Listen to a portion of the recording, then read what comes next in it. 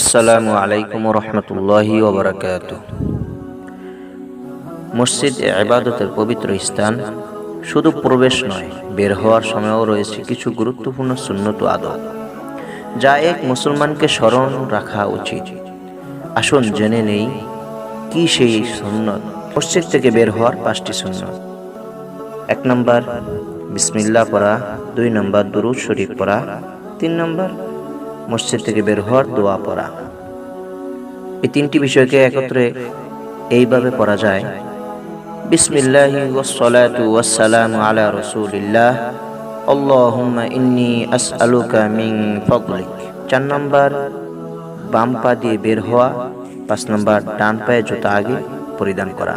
মসজিদে প্রবেশের এই ছোট ছোট আদবগুলো পালনে রয়েছে অনেক বরকত। আসুন আমরা এগুলো অনুসরণ করি ও অন্যদেরও শেখাই। এসো সুন্নত চর্চা করি।